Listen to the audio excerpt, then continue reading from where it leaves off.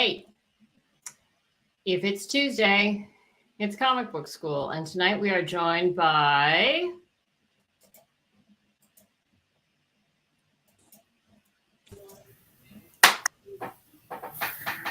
Darryl Banks and Mike Katz. Welcome. Glad you're here. Thanks for having me. Glad to be here. So, as always, or at least when I am the substitute teacher here at comic book school, there's a pop quiz. Are you ready? Ready.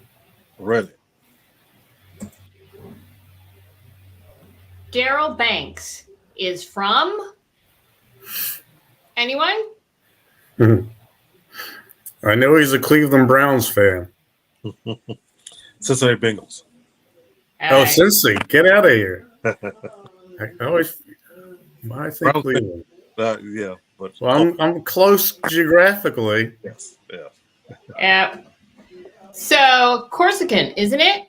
of course not. No, Columbus. There you go. Columbus, Ohio. Home of So the Buckeyes. essentially, yeah. So my question becomes, since tonight we're talking about Corsican, Michigan. So Did you say a certain state up north in my presence? yeah. So Corsican, Michigan, that's apparently a thing, right? Sure. Columbus, Ohio, arch enemies of Michigan.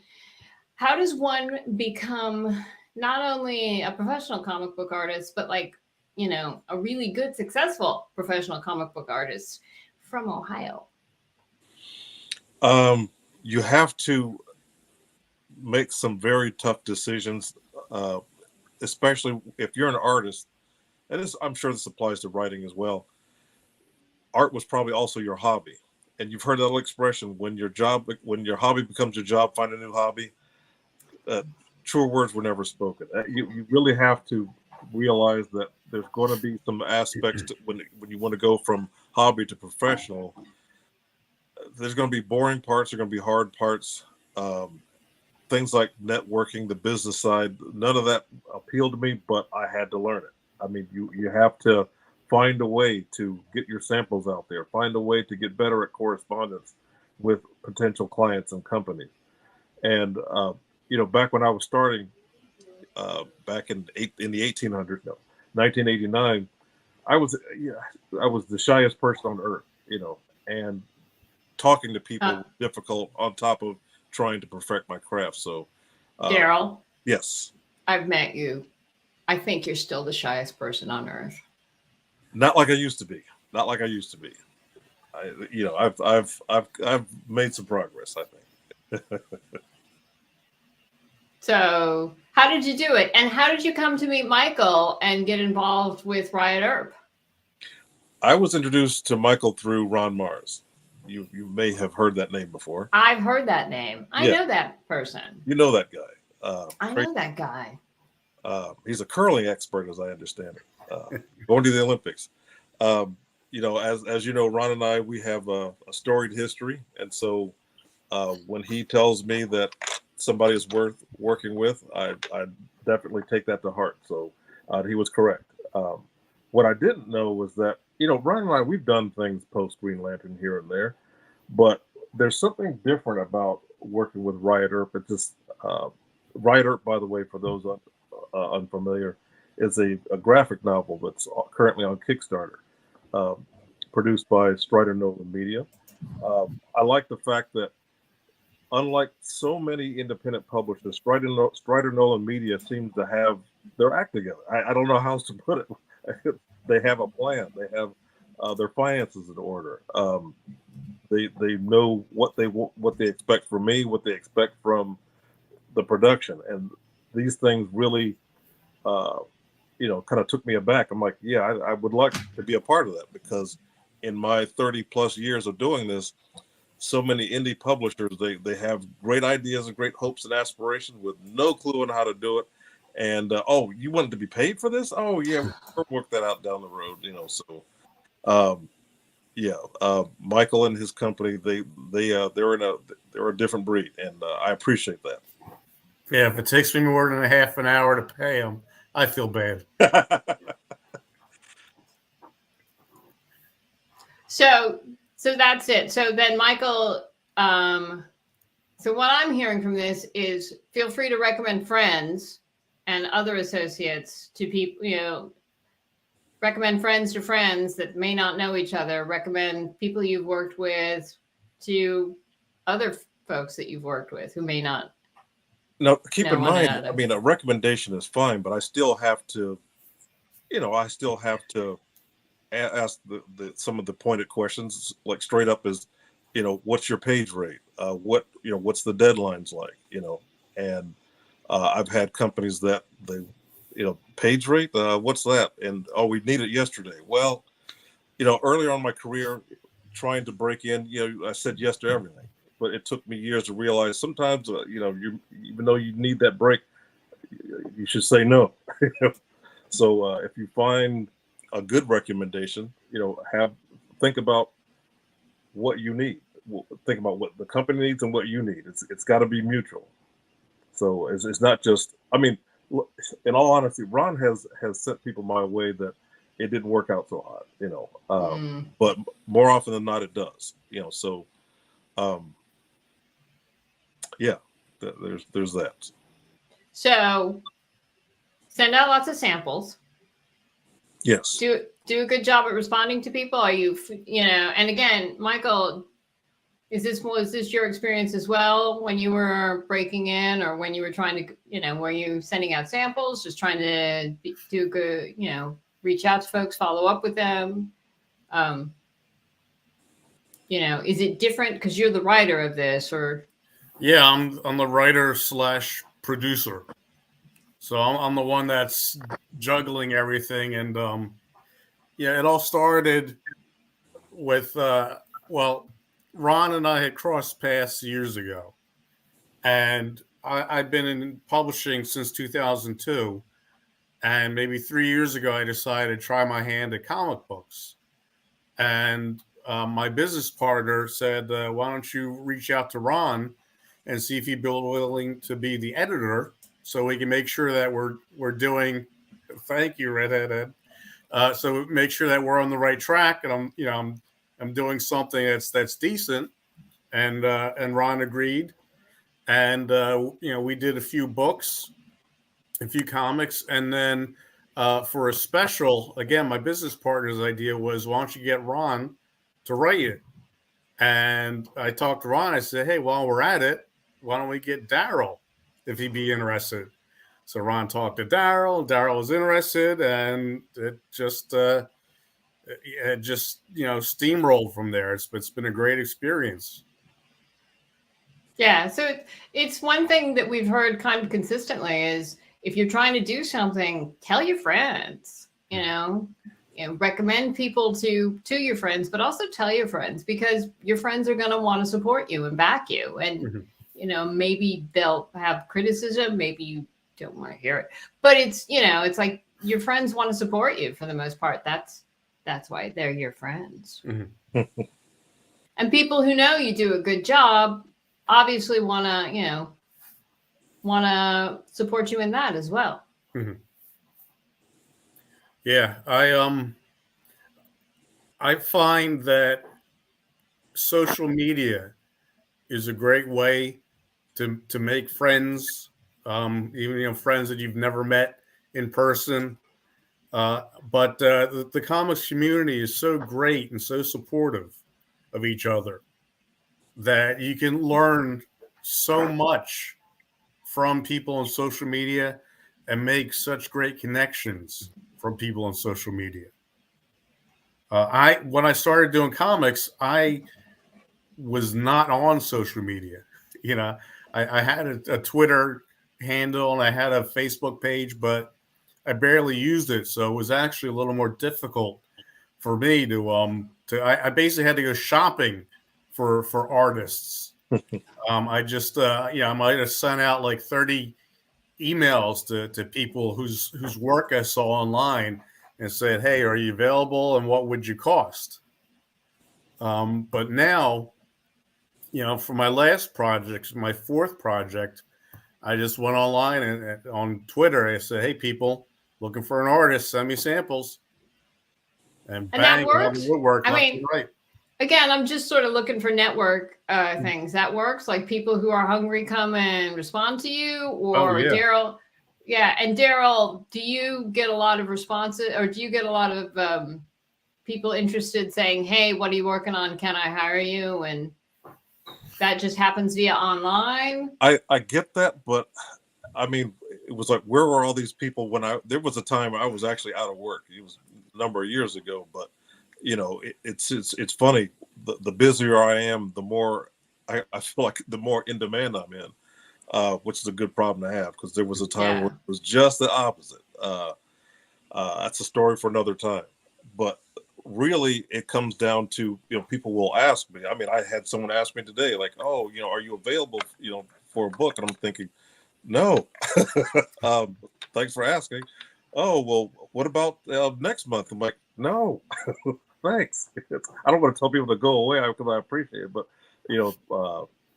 it's one of those things where, like, I keep thinking, like, there was a time where, I almost thought I had to go back to my old job. I used to work at Marshall's many years ago. I mean, it's like, where was all these offers then? But that's neither here nor there. I mean, it comes down to, when you're busy, chances are maybe there's a reason you're busy, that your work has gotten to the point where it's appealing to fans and to companies, and that's what you want. You want to be a brand in demand. I know that kind of sounds a little corny, but that's where it is. I mean, there are certain artists and writers out there that they don't have to look for work. If they just said they're available, they know they'll get it. So that's a goal of mine, to just to be in demand. I don't feel like I'm there yet, but I feel like I'm heading in that direction. I'm thinking you're kind of maybe there yet.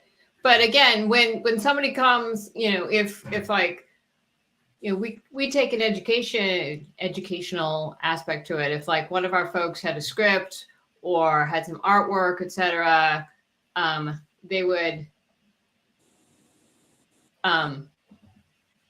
what are the questions that I guess folks are asking, like the page rate, etc. They shouldn't feel at all self-conscious about asking that or answering that, or too often. I think there's especially independent publishers, is that they don't factor in the cost of hiring artists. It's kind of like, oh, we'll do all this stuff, and we'll come up with some percentage down the road. I'm thinking, is that for wealthy creators that that they have all this dollars in the bank or something? Like, because I don't know who that would be, but I gotta believe that a part of it is like, oh, I'll give you a piece of the book, of the book. It's like, and if it goes nowhere, that's nothing.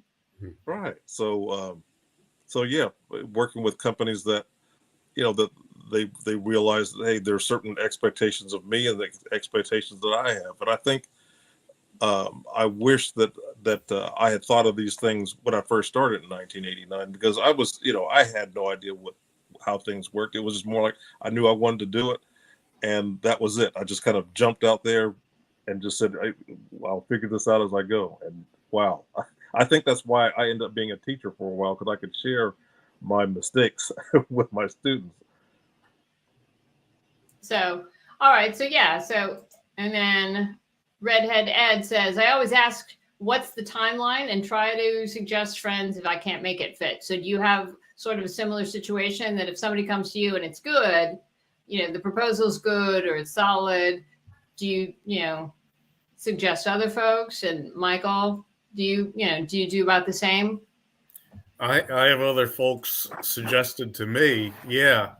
For example, I have a superhero book, and one of the artists was Neto Diaz, who used the samples from that book, which hasn't been published yet, took it to Marvel, and was able to get some work for Marvel Comics. He did Thunderbolts the last couple issues, and then he jumped on and started doing X-Men books. and I needed an artist, and he wasn't available. So he's like, "Well, here's 5 people I know that are worth checking out." So I reached out, and one of those people was available and was at a good enough price point that I said, "Okay, let's team up." So, I mean, and I got to think, artist, Darryl, if you were one of those folks who are, recommending other artists, how do you come to know of other artists? Do they come at you at conventions and ask for a portfolio review? Do they send you samples of their work? Do you not want to ever see their work because there's, because people might say, oh, you ripped off all the ideas? I mean, how does that work? If I'm going to suggest an artist to a company that maybe I'm already working with or could potentially work with, I'm not going to send them just anyone, because if I sent someone that was bad, that'd be a bad reflection on me. I don't think I've ever suggested an artist that I didn't know, on some sort of, it may be not deeply personal, but at least they're not just a face off the street, or someone I just bumped into at a convention. Chances are it's someone that I've had communication with over a protracted period of time. That way I know that because when I see samples, and sometimes I'll review portfolios at my convention appearances, but you don't know how long the samples took. I remember when I was coming up, my samples took forever because I had my regular job and I worked on samples whenever I could get to it. I didn't know how fast or how slow I was, so if I'm going to suggest an artist to a company as a referral, it's someone that I most likely is a professional that has a track record, and maybe the company just was unaware of their availability more than like, who is this person? I have no idea. I mean, chances are they may have heard of them or maybe have at least seen their work. You know what I mean? It's more like, it's not really worth a gamble. Maybe there was one time I think I had a referral where the artist wasn't known enough to the company, but I could give them enough information that they felt comfortable with giving them a chance. And one of them actually was a student of mine. Oh, actually, nice. Two of them were students of mine. So basically one of your big, one of your networking tips is become a student of yours. Mm-hmm. That could help. Yeah. I would imagine, but I don't teach anymore, so they can't be a student. Okay, fine. But you were teaching for a while in Columbus? Yes. That's good. It was about 5 years back in the early 90s. Actually, when I first started on Green Lantern.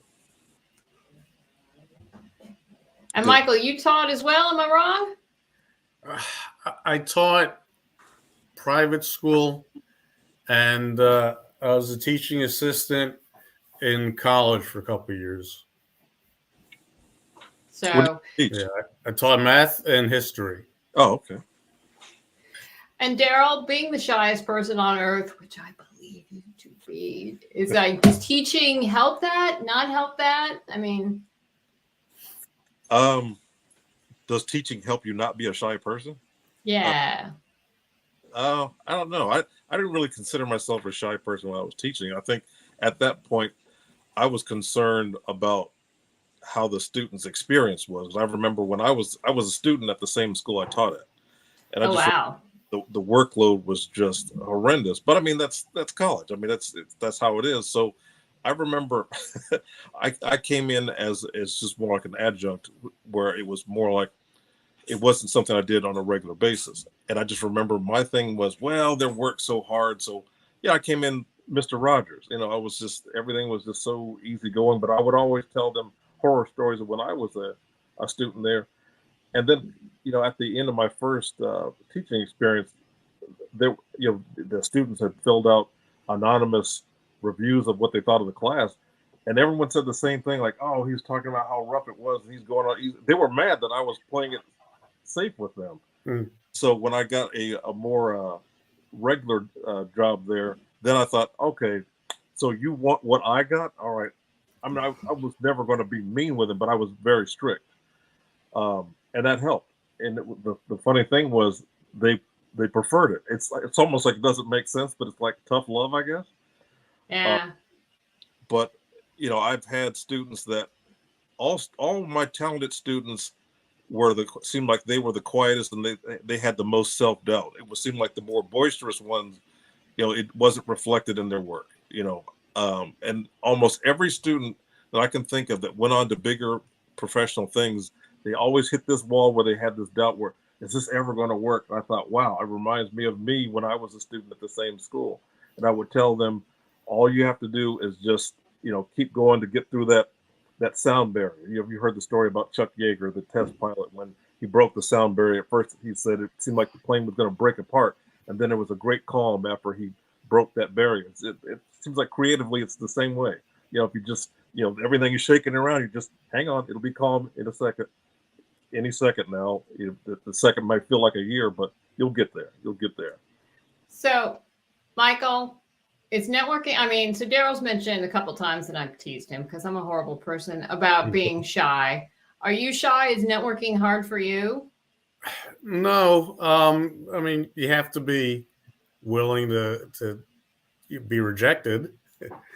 That's always fun. Yeah. Isn't it? We love that. Like I said, I might have reached out to 30 artists. Some of them never responded. Some of them said, thanks for asking, but I'm busy, or I have a special agreement where I can only work for one of the companies. And then some of them said, yeah, I could do it, but here's what I would charge. And I said, oh, okay. It's a little more than I was looking for. So I felt bad saying, thanks, I got someone else. But it's easy to be brave when you're doing it over the internet.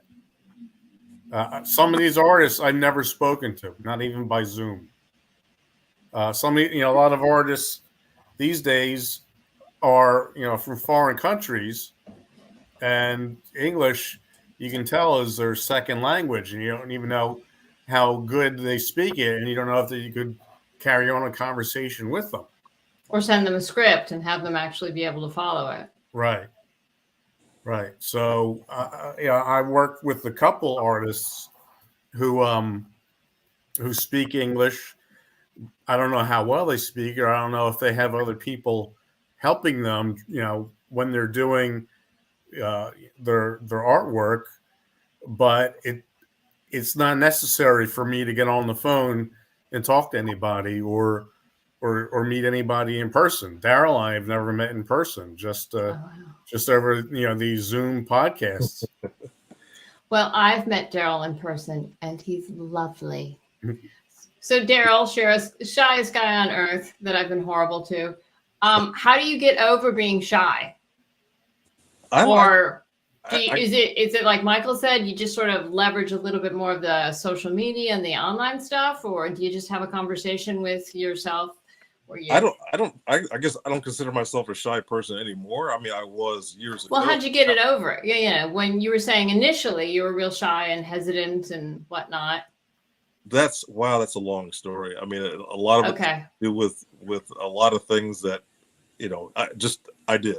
So out of necessity. But you did. Okay. Yeah. So, and I think really, I mean, it's not like a shy person can't achieve there's more than one way to skin a cat. But I think to do, at least with art, you really need to be able to connect and communicate, not just with fans, but with companies. You need to make clarity is just as a necessity. I really can't think of, there's no way around it. So I think if you're shy, you'll be too shy to ask certain pertinent questions that would benefit. Like page rate and timeline. Right. You just need to have. Starting out, can I ask that? I'm like, maybe when starting out, because you don't want to price yourself out of an opportunity because you're just trying to, get the plane off the ground. But, I've been doing this 34 years. It's more like, I can talk about it now. It's like, I'm not afraid of it.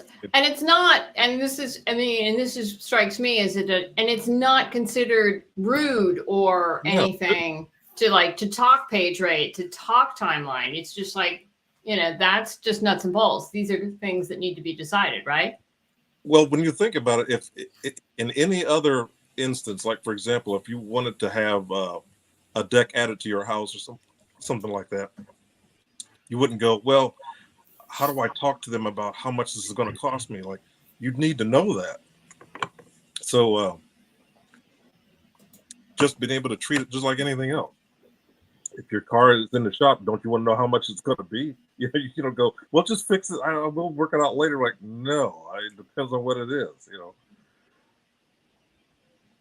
So again, so you two networks are connected to each other by like Michael originally reached out to Ron Mars, and Ron recommended Darryl, and you were able to negotiate and come up with a partnership that works. Correct. And so, Darryl, what about Riot Earp? What is Riot Earp? This is the project that you've both been working on. I'll actually, because he's got the experience, I'm going to let Michael explain Riot Earp in depth. Explain, Michael. I'll dovetail into that. Okay. It's a little bit sci-fi, a little bit adventure, a little bit comedy, a little bit sex, a little bit politics. It takes place in 2055, where it's a possible future. I got the idea at the last presidential election, or what if the nation is divided into 4 provinces, 2 Democratic, 2 Republican, and our hero is Ryan Earp, a member of the California Highway Patrol, and he just gets into all these different adventures that take him to different states, and he sees how life might be like, 30 something years from now, different states, different countries, even. So I try to have it a little bit of something for everybody in each issue. That sounds fun. And I wanted to add that also, what I like about this project is this is really only maybe the 3rd or 4th project I've ever done completely digital.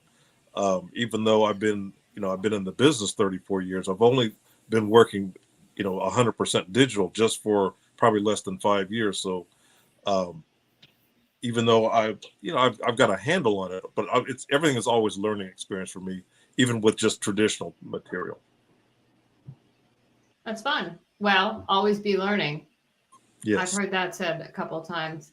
Now, hey, I'm just the substitute teacher. Normally, I'm over at my YouTube channel doing trivia. Tonight, by the way, I'm doing Namor or Namor. From Wakanda Forever. Exactly. Although I'm covering John Byrne's Namor from Visionaries, which was a minute ago, but the movie's lovely too. But hey, so as we're wrapping up, this is the final question we always ask our guests who are lovely enough to come, and thank you. What's the one thing you wish someone had told you early in your career? Michael, what's the one thing that somebody had told you early in your career? Well, things were a lot different early in my career. Everything's easier to do now with the internet. So maybe I would say they should have told me to wait and be patient, because everything from networking to production gets easier over time. Just in terms of experience, or just in terms of technology? Technology, how people interact is so much easier. How product gets created, how comics and books get printed. It's when I started my publishing company in 2002. Print on demand was a verboten, and now even the big companies use it, and it's so much easier to afford to do print on demand as a creator, because as a creator, financing is everything. You really got to have your financing set ahead of time, or you're going to mess up somehow. Okay, yeah. And Darryl, what's the one thing you wish somebody had told you early on in your career?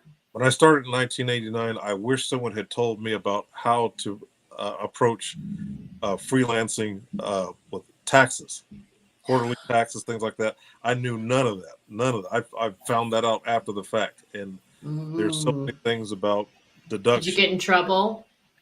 It's not so much trouble. It's more like it was because that was like math, and my brain and math, creativity and math of North and South. It was frightening, but I worked it out over time. But it's just a sheer fact that I wish I knew going in that it was not like working a regular job, having a W-2 and that sort of thing. I wish I knew that. So that sounds valid.